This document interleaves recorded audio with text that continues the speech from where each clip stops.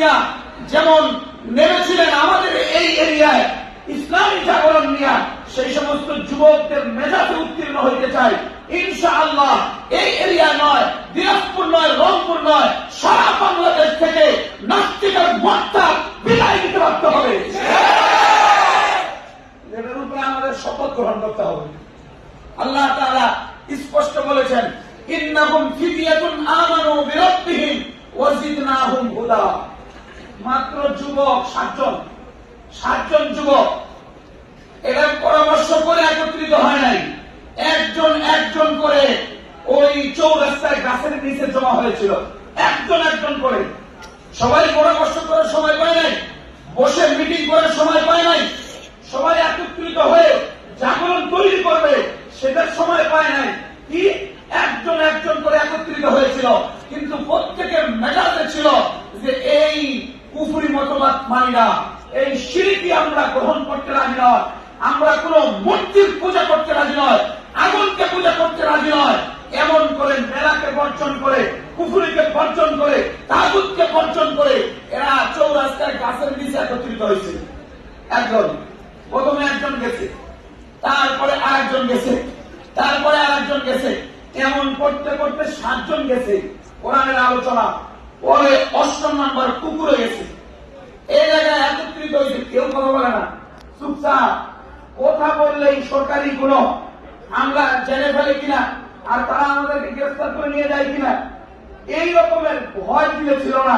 কিন্তু আল্লাহর পক্ষ থেকে বিশেষ দিলে মহাব্বত ছিল যে আল্লাহ আপনার জন্য প্রতিবাদ করেছি, আপনার জন্য কুফরিকে না বলেছি, আপনি হেফাজত করবেন।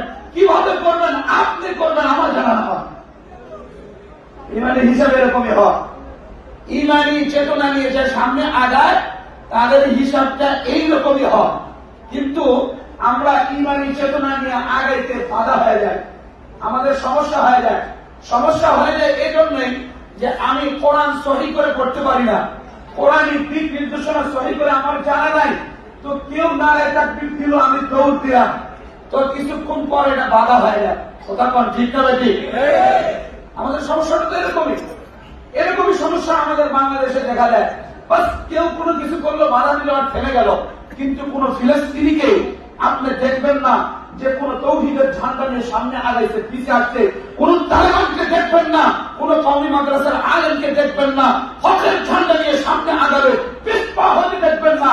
আমাদের এইরকম প্রমাণ আমার বাংলার জমিনে হাজার হাজার আলেম দিয়েছে, কোরআনের আওয়াজ নিয়ে সামনে গিয়েছে, এক মুহূর্তের জন্য পিছিয়ে আসতে বাধ্য হয় না।